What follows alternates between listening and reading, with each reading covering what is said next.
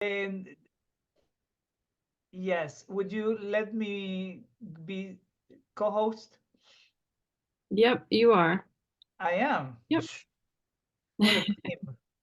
All right. So let's begin with music and then we'll talk some more. Okay. All right. So what I wanted to hear.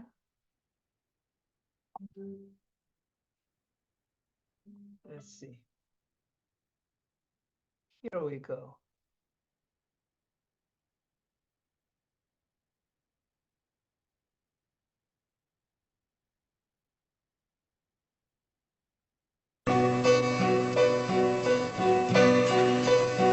הדודאים נתנו לך ואל תחנו כל מגדים ואל תחנו כל מגדים מה יפה יפה וגם נעים יפה דודי דומה לצבי לעופר איילים יפה וגם נעים יפה דודי דומה לצבי לעופר איילים הדודאים נתנו ריחם ועל פתחינו כל מגדים ועל פתחינו כל מגדים מה יפה יפה וגם נעים יפה דודי דומה לצבי לעופר איילים יפה דודי דומה לצבי לעופר איילים הדודאים נתנו ריחם ואל תחנו כל מגדים ואל תחנו כל מגדים מה יפה יפה וגם נעים יפה דודי דומה לצבי עופר איילים יפה דודי דומה לצבי עופר איילים הדודאים נתנו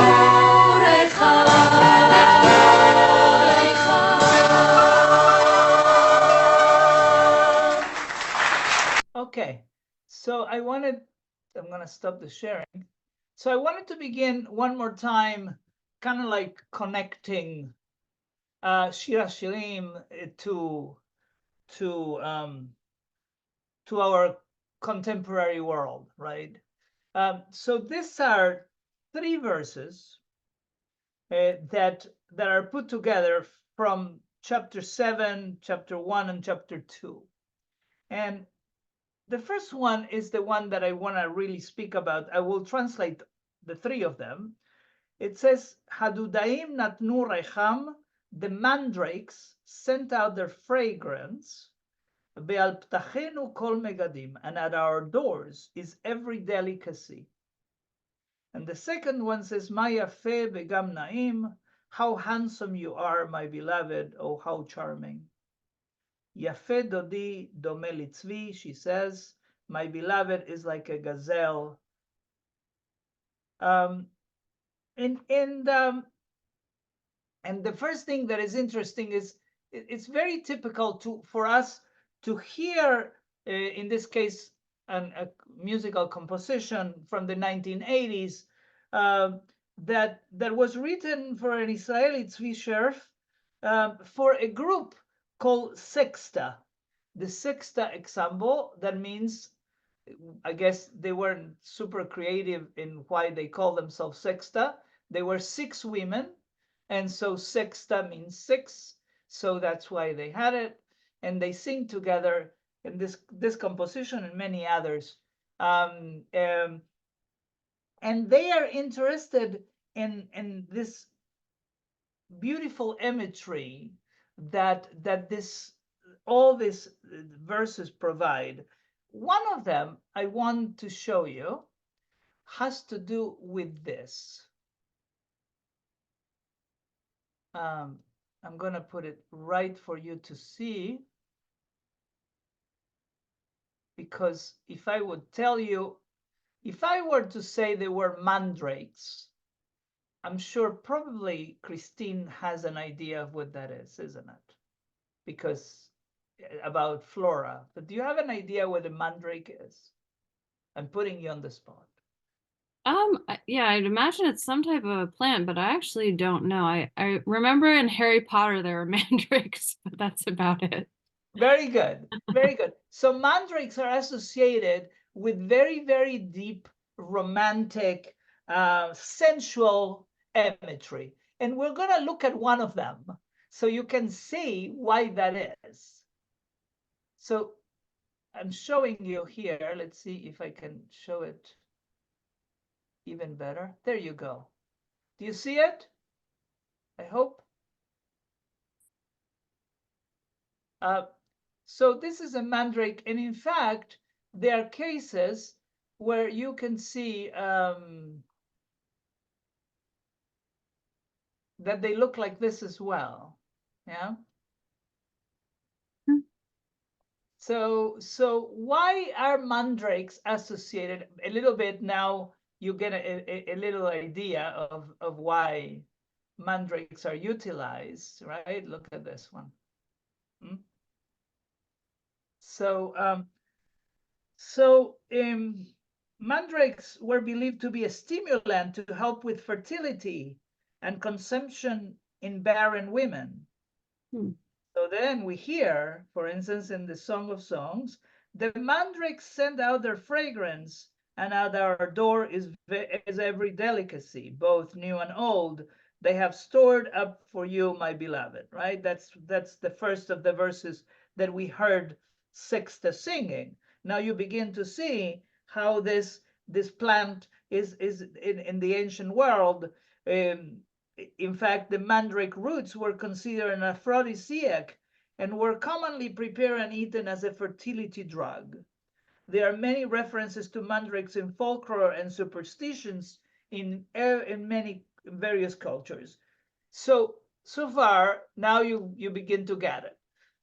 But do you remember how, I'm going to put it right here for all of you. I'm going to stop the sharing, unless you love the little guys. But right. So tell me if any of you is familiar with, you can't cheat and go to Google. Tell me if you know if mandrakes, right, or dudaim, as they are called in Hebrew, are associated in any time with the Bible, with the Tanakh. Do you know? Jacob, Leah, Rachel, and they exchange that. So So it appears right in Genesis. So Monique won the car. She approved. She's excellent commentary. Yaakov has two wives, Rachel and Leah, like Monique told us. Rachel wants a child, and Leah wants more children. Leah's son Reuben finds some mandrakes in the field and gives them to his mother.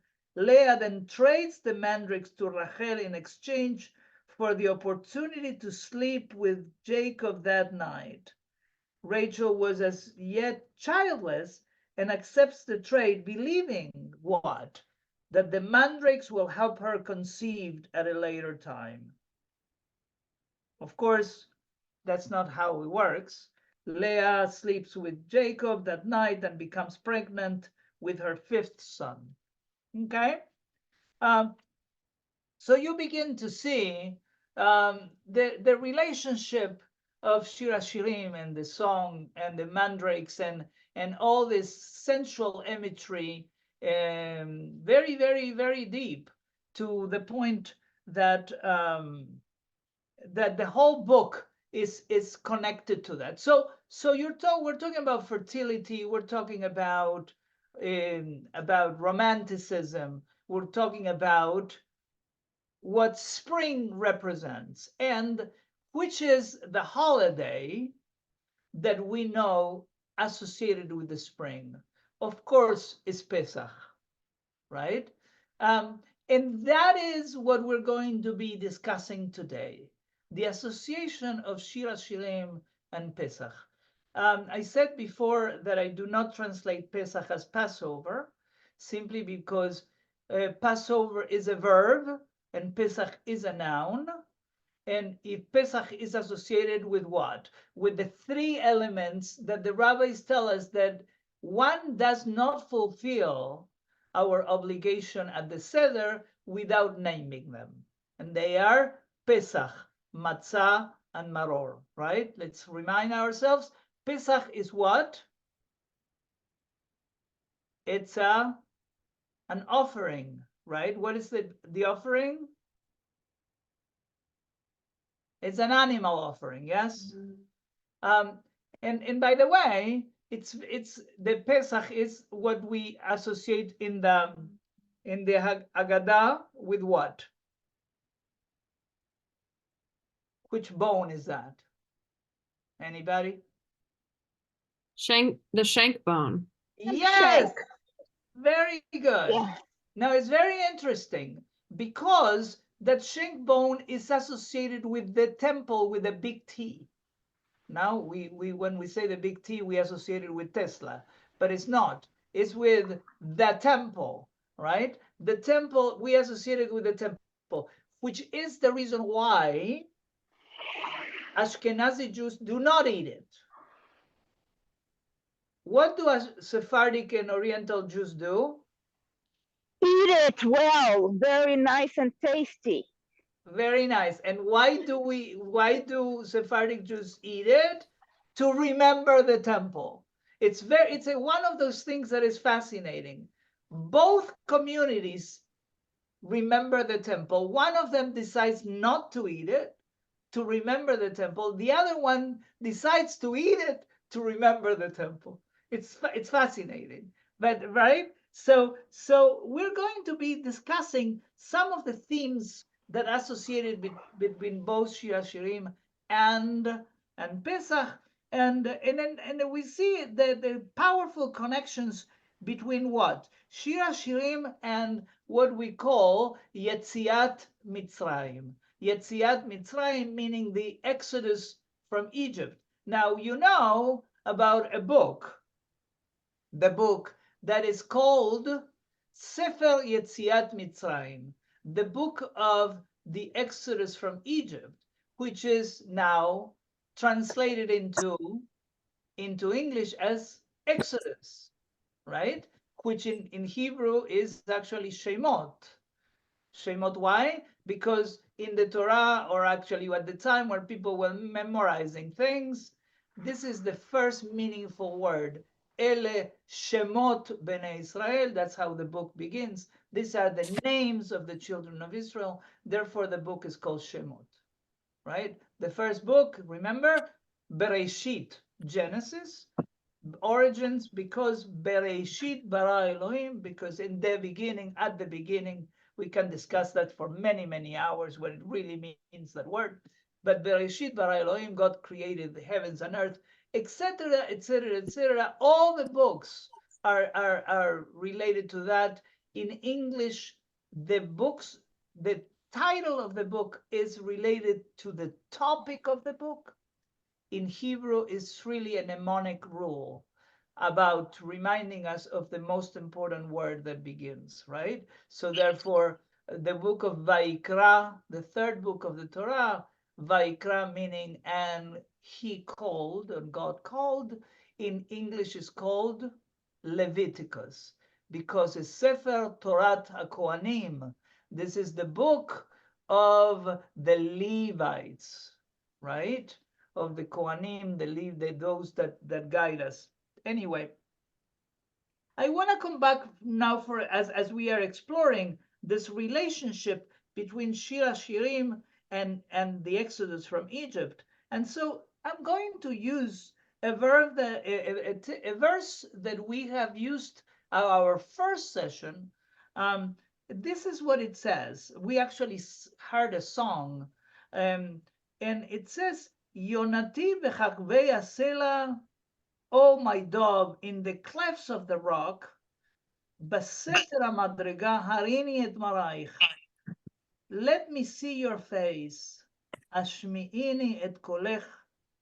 Let me hear your voice. כי קולך, for your voice, ערב ומרך נווה. And your voice is sweet and your face is lovely. And you're saying, what on earth? This verse has anything to do with the Exodus from Egypt. I'll read it out the translation, and I want to know who can tell me what's the relationship of the two. Oh, my dove, in the clefts of the rock, in the cracks of the cliff, let me see your face. Let me hear your voice, for your voice is sweet and your face is lovely. What would you say? How would you extrapolate this verse to mean anything related to the Exodus from Egypt and therefore to the holiday of Pesach? Any ideas? Well, we can always venture something. Yes. The trying to reach out to God, trying to have him, show up. Remember, he freed us with outstretched hands. So it's like you're aiming and looking to that and hoping that God will appear, just like the beloved on the rock or whatever, flying, the dove, who knows. So if you're reading everything allegorically, then it's you can see the beloved is God, right? God is the one you're aiming for. You're trying to reach out. You're trying to embrace somehow. So Okay. there you go. Yeah, that's lovely. That there is that connection, right? The dove, and you want to see the dove's face, and you want to hear the sounds of the dove. So let's see how Rabbi Eliezer in Shir HaShirim Rabbah. Shir HaShirim Rabbah is a book that is a commentary on Shir HaShirim, and this is what Rabbi Eliezer says. He says that this verse refers to the hour that Israel stood at the sea. If you remember the splitting of the waters, at that moment, he says, before splitting the sea, God reflected on his love of the Jewish people. Look at this beautiful imagery. Now is God what is connecting with the people of Israel and showing God's love by splitting the sea. And this is how he reads it. My dove, in the crowning of the rock, in the hiding place of the steep, the beloved called his lover to come out of hiding and show her face. And then goes on, show me your face. This is seen as a parallel of the verse in Exodus in which the people are called upon to stand forth and see the salvation of God, right? So what is that showing God's face is? So if you remember, during the high holidays, we asked God, as part of one of the Psalms that we studied a few months ago, were we asking God to really show God's face, meaning forgive us, give us another opportunity.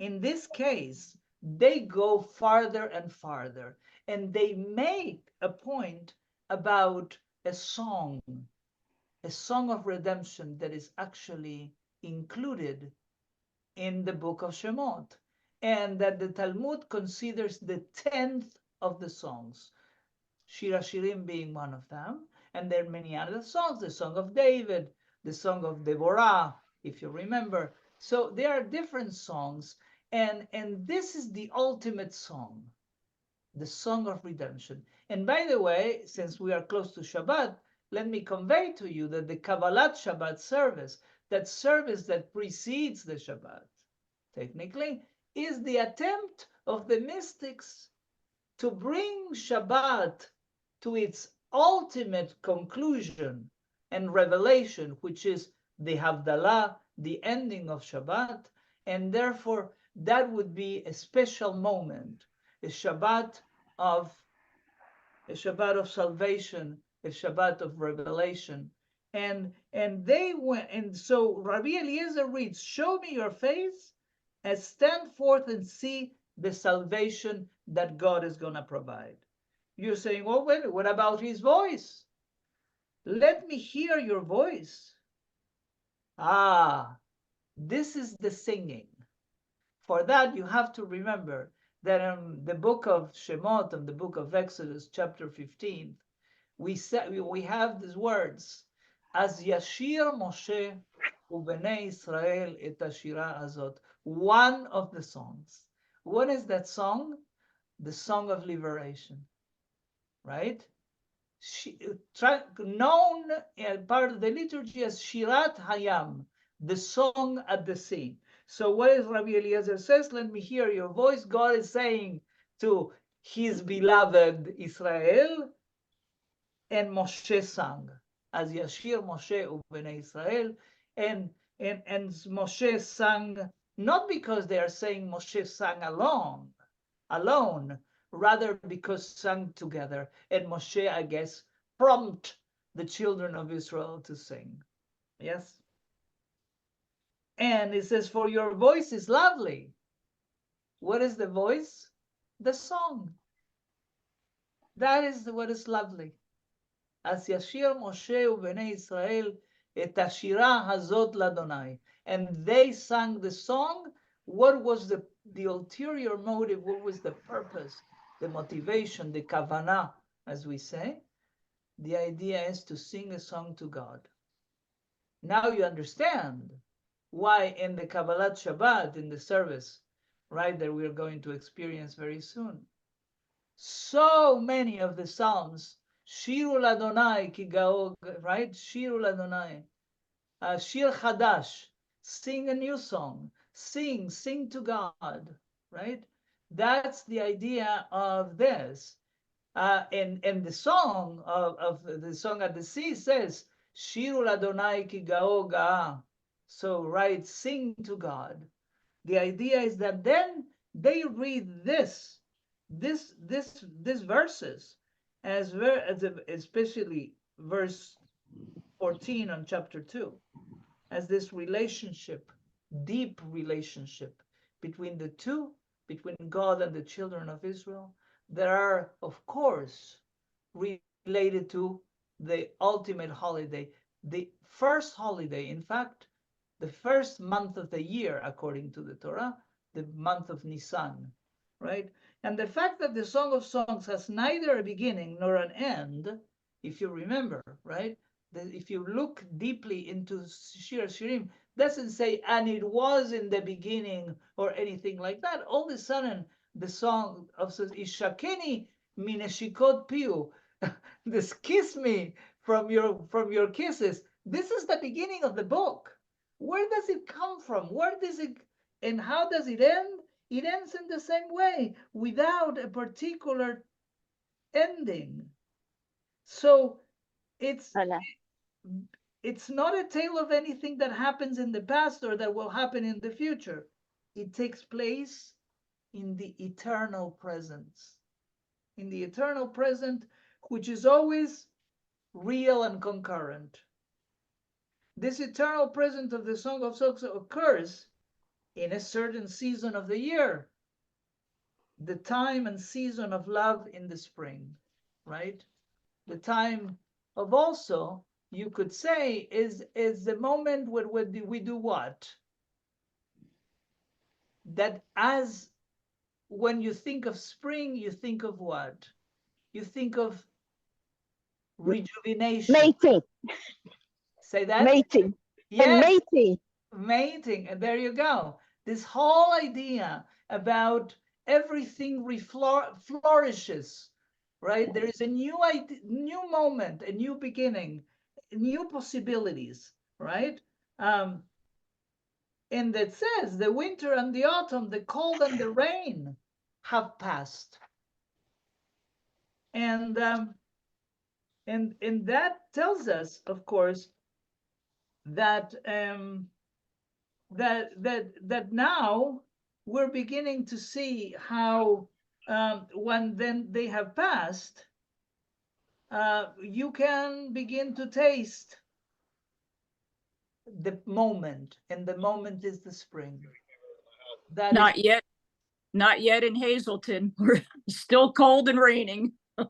well, that's a very good observation, Debbie. Because if you think about it, in our tefillot, in our prayers, when this is something that it was very interesting for me in Argentina and probably for Monique in Brazil, that when we were asking for rain, it actually was the opposite of the time of the season.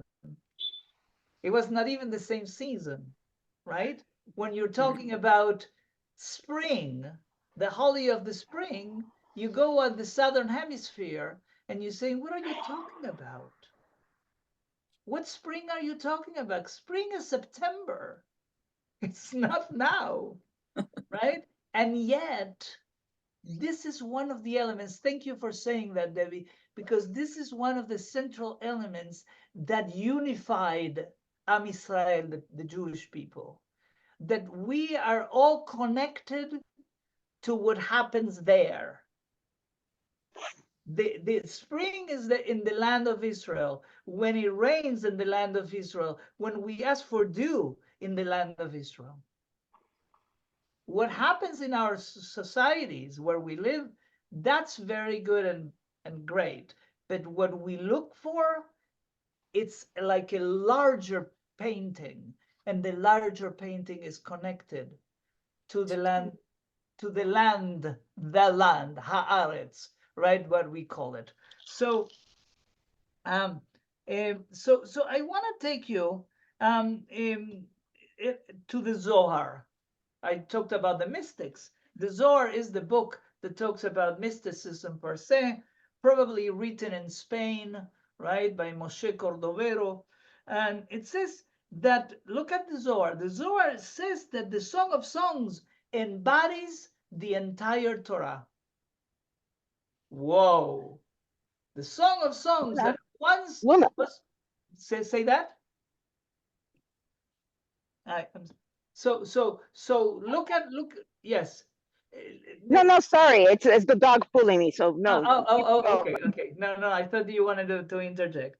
So look at the chutzpah to say that the book that the Talmudists had, that they have they were, I don't know if scared or confused or what, to include in the canon of the Tanakh, of the Bible. And the Rabbi Akiva takes him and says, is the holiest of all books.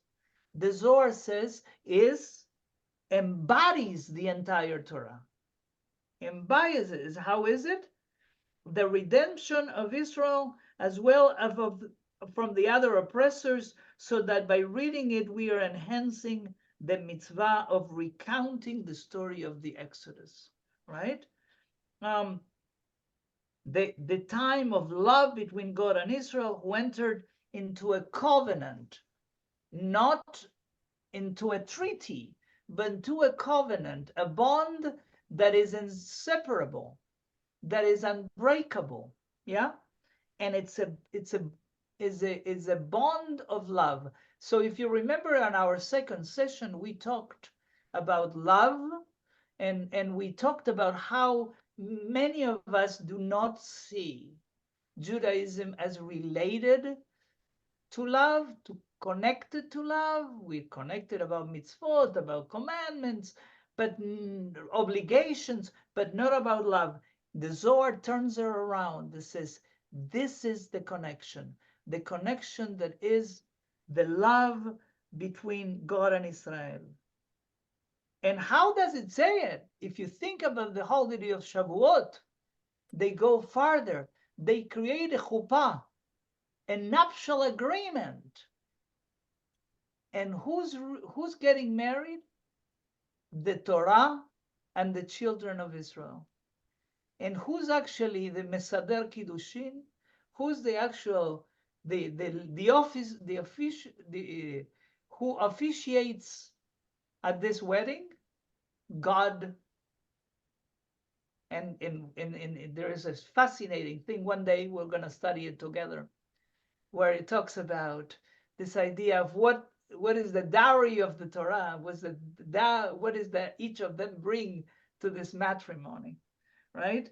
So the rabbis claim that the verse in the Song of Songs refers to the passage through the Red Sea. And now look at this. The beloved, remember that verse 14 in chapter 2, the beloved calls to his lover to come out of hiding and show her face. This is seen as a parallel of the verse in Exodus, which the people are called up to stand forth and see. And see, what is that they're saying? Now let's look at some of those verses. ענה דודי ואמר לי, קומי לך רעייתי יפתי ולכי לך. My beloved spoke and said unto me, rise up, my love, my fair one, and come away. Right? By the way, some really great music on this. כי הנה הסתיו עבר, הגשם חלף, הלך לו. For the winter is past, the rain is over and gone. הניצנים נראו בארץ, עת הזמיר הגיע. So the time, the flowers appear on the earth, the time of singing is come. בקול התור נשמע בארצנו, and the voice of the turtle is heard in our land. And then התאנה חנתה פגיה בעגבנים, סמדר נתנו ריח. The fig tree puts her green figs, and the vines in blossom give forth their fragrance. קומי לך רעייתי, יפתי ולכי לך, and repeats, arise, my beloved, my fair one, and come away. Right? So what would be the connection to this? So Rabbi Huna said in the name of Rabbi Yoshua, in this world, when the south wind blows, the north wind does not blow. In other words, the south wind blows or the north wind blows. And when the north wind blows, the south wind does not blow. But in the time to come, God will bring a strong, clearing wind on the world and drive on the two winds together so that both will be in action.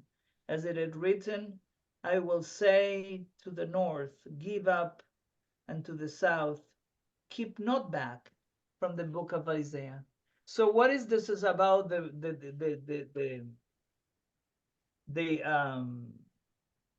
wind, that the wind is bringing the spring, yeah, the spring and the spring, and it goes farther, just to tell us that Moses led Israel onward from the Red Sea or the Red Sea. He led them on from where? He says from the sea. And they look, and the children of Israel petrified, said, Moshe, where are you leading us? So now we know we are knowledgeable of the story of the Sea of Reeds. But can you imagine if you are a slave that's been for so long without any initiative, and you get to these waters, and your leader says to you, get into the water. What do you think? He's asking me to go drown. Should I do that? No, what do you think? Would you do it?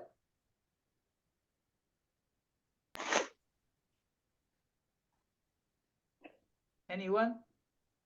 Would you get into the water knowing that it's a sea? Just not, right? Some of us know how to swim, but I don't It know de- that they did.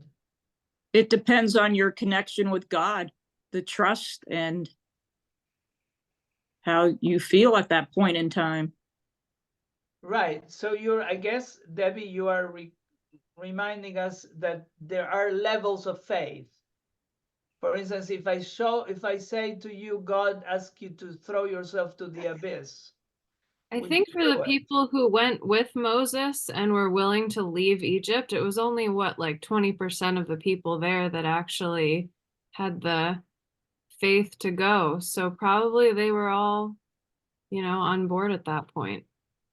So Christina is much nicer than most rabbis, because the rabbis create a whole story where they say that no one wanted to go in. Nachshon Nachshon Aminadav actually goes into the water, and Nachshon is the one that once he gets in, the waters part.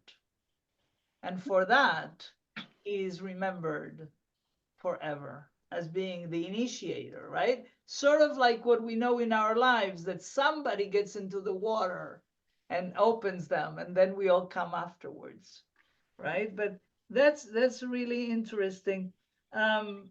So they said, "Where are you leaving us?" And Moshe responded, "We're going to go from Alush to Marat, from Marat to Refidim, from Refidim to Sinai." And they said, "Indeed, where you go and lead us, we are with you." So clearly, there were two moments. One of them is getting into the waters. And once they crossed the waters and now they were free, the question, the profound question was, and now what? And Moshe says, we're going to be going around. And here is that the connection, right, with Pesach. In fact, we know that Shir HaShirim is read beginning on the second night of Pesach. And as I said, in some communities, before Kabbalat Shabbat, with this idea of being beloved. In that Hamikra, one of the commentaries offers an alternative explanation for the association between Shir HaShirim and Pesach, noting that of all the holidays, Pesach is most closely associated with songs, including those sung at the Seder and the song at the sea. So singing Shir HaShirim is a natural extension of the Pesach's motive of Shira. And then comes the Netziv. Netziv is one of the rabbis, is an acronym of his name. His name, Naftali Tzvi Yehuda Berlin. And he was born in early 1800s in Lithuania. And what is that Netziv says in his introduction to his commentary on Shir HaShirim? He argues that Kohelet, Ecclesiastes, and Shir HaShirim are to be seen as inversely related. Kohelet, he claims, or rather Kohelet's message, is a generic book, implies a book of wisdom, yes? You see, there is nothing under the sun, all the very philosophical questions that we pause during the holiday of Sukkot, right? A book of wisdom, and is universal in scope. It doesn't speak to the Jewish people, it speaks to everybody around. But in contrast, he says, the Netziv, Shir HaShirim was taught on Pesach in front of a Jewish crowd, that reading Shir HaShirim according to this classic midrashic interpretation, because it's an allegory between God and the Jewish people, Netziv contends that there was intended exclusively to a Jewish audience on Pesach, even though it's a book of love that is universal. They've read it as an allegory in this way means to be more exclusively related to a Jewish audience. And then comes somebody that you know very well, because I believe that Agudas Israel includes his commentary very often.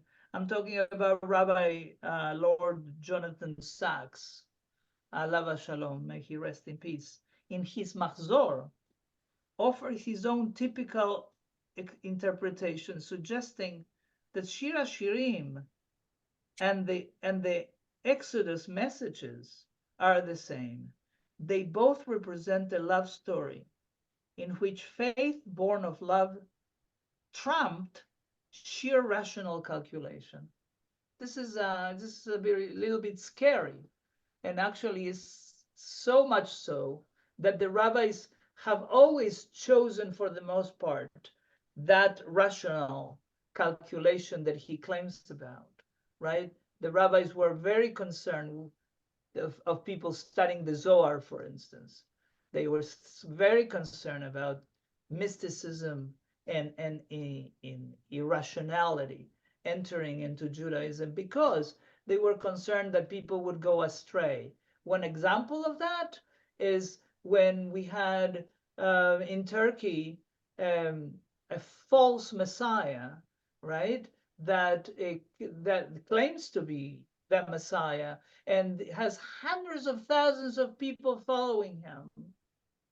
And then all of a sudden, when he's confronted by the king, he actually converts to Islam. And when he does, many of his followers commit suicide. His name, Shavetai Tzvi, and because of that, the rabbis, but not only because of that, also because of looking for secret elements. Remember, I told you about the different commentaries about the Torah and about the scriptures in the word pardes, the orchard, ways of actually analyzing it. And the last of the letters of that acronym, Samach, is Sod, meaning secret elements, and how many people were intrigued in looking for hidden gematria and other things. And in any case, he claims that this is a story born of faith, and love include trumping rational calculation.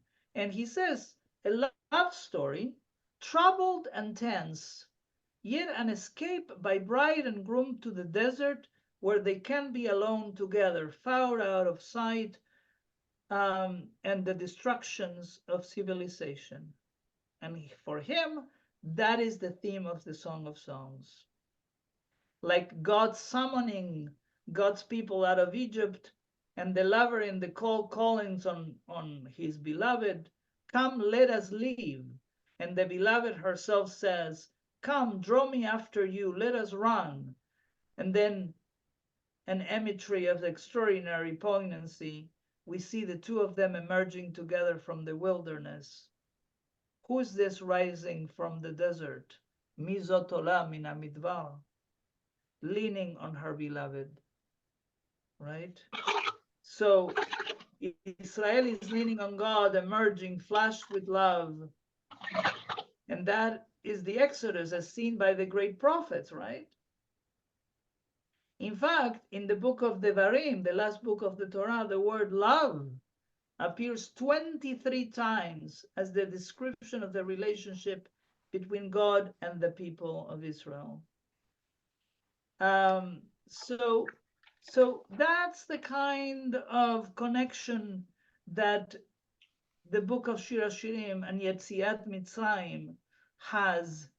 And I want to bring to you a modern poem, because I said to you so many times that one of the exciting things about the scriptures is that we can also bring them, not only study them historically, but also to bring them to our lives and to see what is that connects to our own personal moment.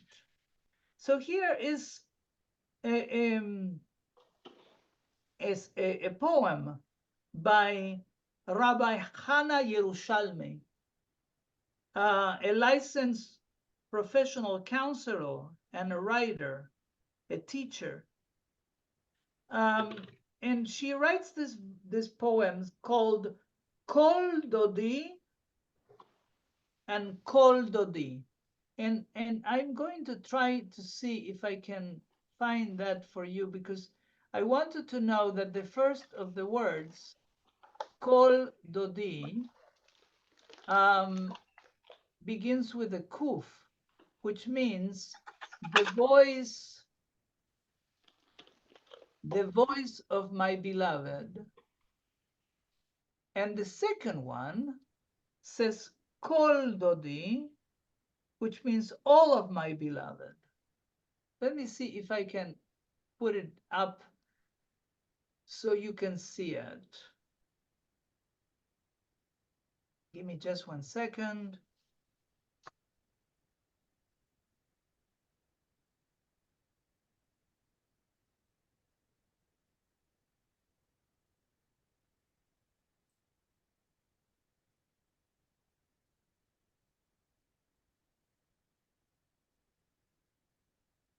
I don't find it fast enough. So I'll read it to you and see what you think about it. The voice of my beloved, all of my beloved. The blossoms emerge in the land. The winter is past and the rains are over. But you are still missing for so long. I linger in the garden and whisper, hurry back to me, my beloved. I wait and wait for the day of your release, when you will again be a seal upon my heart, when I can cry out to the mountains, Kol Dodi, I hear the voice of my beloved. Kol Dodi, I embrace all of you, my beloved. What do you think this is about? You hear the imagery of Shir HaShirim very clearly, right? He says the winter is past, the rains are over. We studied that. What else? We says, when you again will be a seal upon my heart. Remember, we studied that. Hurry back to me, my beloved. I cried to the mountains. What does it mean when she says, hurry back? Why is she crying to the mountains? What is this poem about? Is this a poem about God and the children of Israel? Is it a poem about a man and a woman? No. It's a poem between Israelis and the hostages. That's what I was thinking the whole time. I could only think of the hostages, Right. but I'm kind of obsessed, so I don't know. And yes, and many of us are.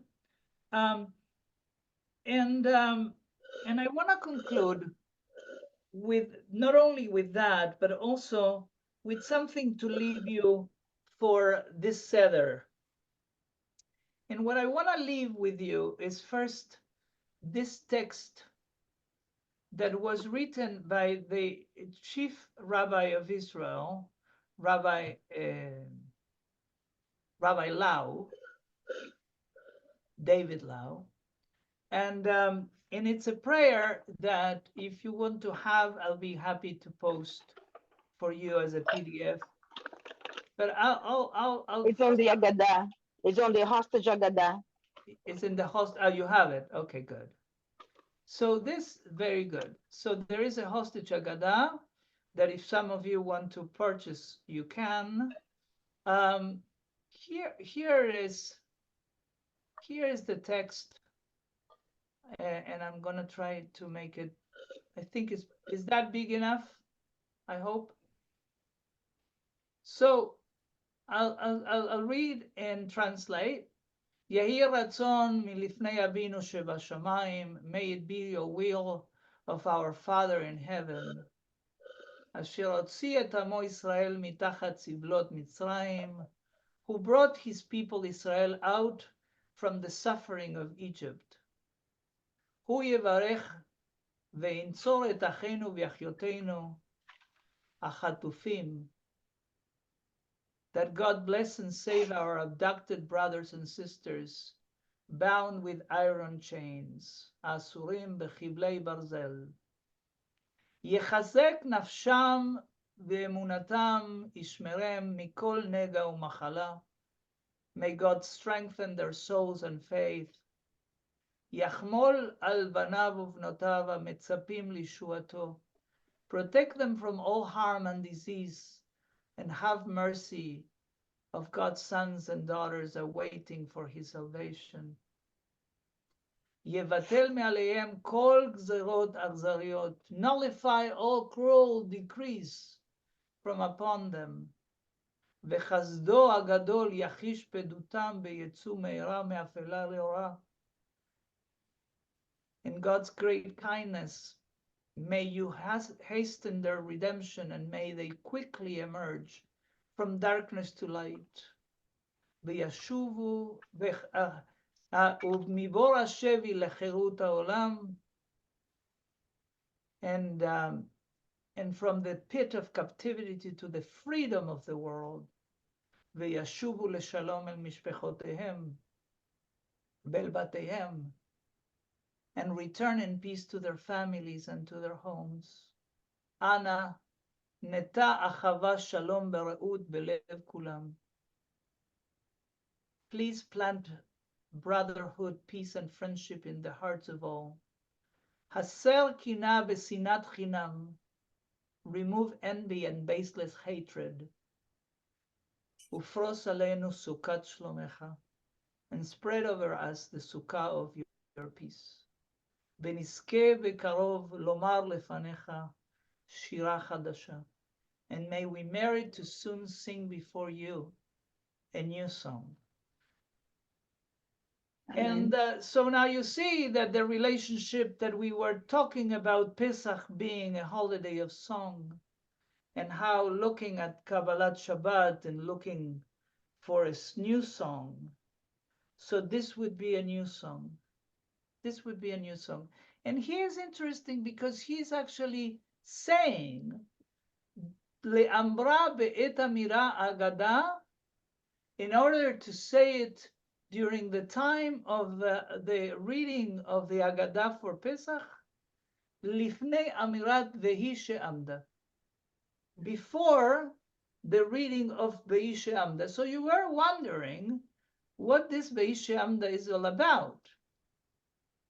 So, well, you are looking at it, right? The cup, since the cup of wine represents the cup of salvation, we lift our cup wine and cover the matzah as we recite the following and recalls God's promise to Abraham, emphasizing God's eternal watchness.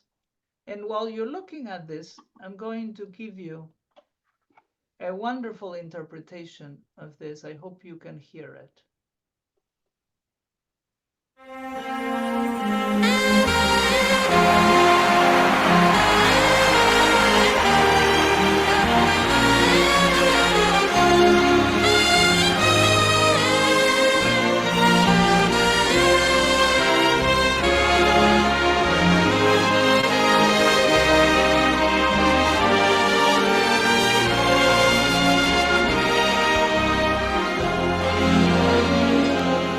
שעמד לאבותינו והיא שעמדה לעבוד. עוד צריכים אותנו. שלא אחד עמד עלינו לכלותנו, עמד עלינו לכלותנו. בכבוד, שלומי שבת. והיא שעמדה לאבותינו, והיא שעמדה לאבותינו ולנו, שלא אחד בלבד עמד עלינו לכלותנו, עמד עלינו לכלותנו. והקדוש ברוך הוא מצילנו, מצילנו עם ידם. והקדוש ברוך הוא מצילנו, מצילנו עם ידם. בשבילך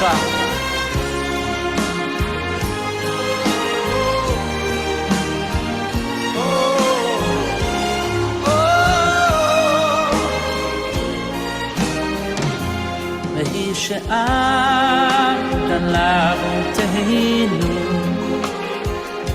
והיא שעמדה לאבותינו ולנו,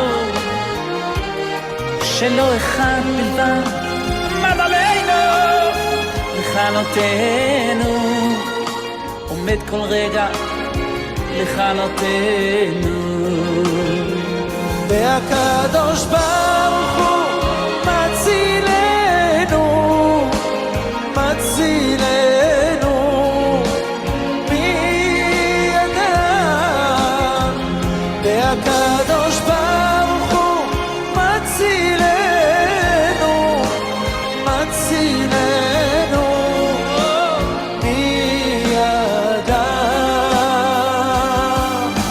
שלא אחד בלבד עמד עלינו לכלותנו, לכלותנו. הקדוש ברוך הוא מצילנו, הקדוש ברוך הוא מצילנו מידם.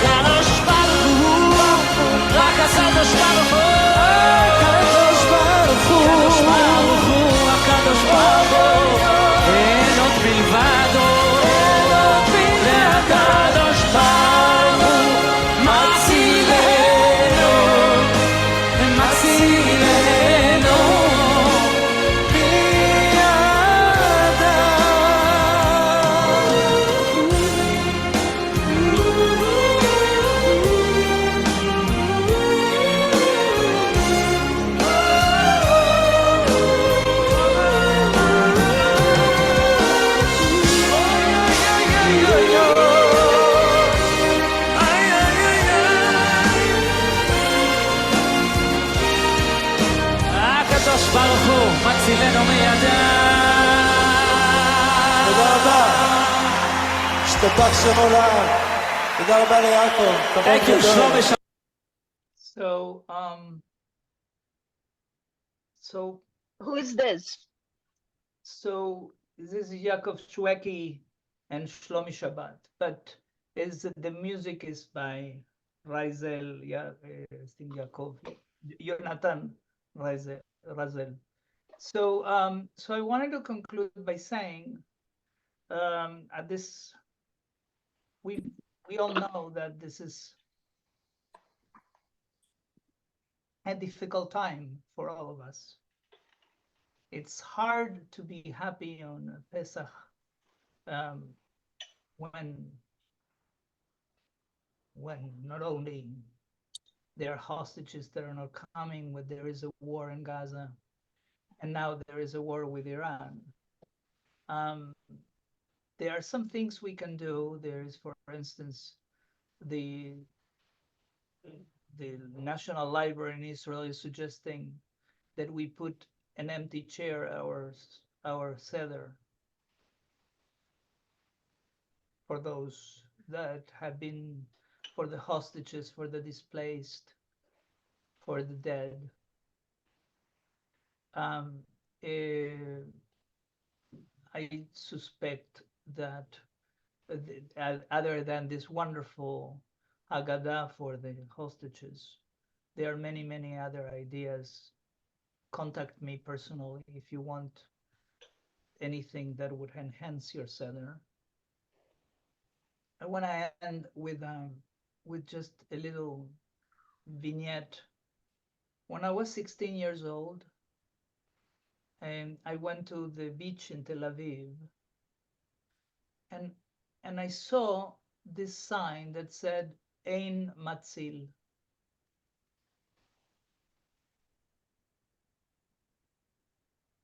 Ein Matzil, you heard the words Ve'akadosh Baruch Hu Matzilenu miyadam, that the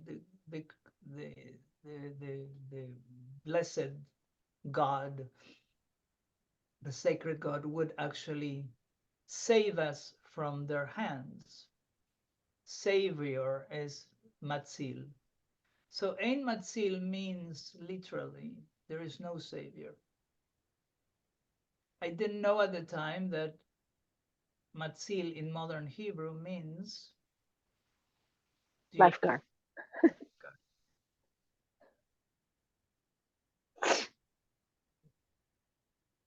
We know that there is a Matzil. We know that there is a savior. It's hard to think in those terms now, but I wanted to remember that when you read the Haggadah. And remember that there is a lot that this text can actually help us find some solace and some clarity during very, very dark times. So with this, I want to conclude. I want to thank you all for being here in these 4 sessions. I want to thank Agudat Israel and Christina and Devi for making it possible. And let's meet and be able to sing this new song, a song of true liberation and the attempt for a Sukkot Shalom, for a Sukkah of peace, where all of us and all the universe would be actually included in it. Shabbat Shalom. Shabbat Shalom. Yeah. Chag Sameach. Thank you. Shalom. Thank you, Thank you, Ramón. Ramón. Bye. Thank you. Chag Sameach. Chag Bye. Sameach. Thank you. Chag Thank Sameach. you. Bye, bye, bye. Shabbat Shalom. Shabbat Shalom.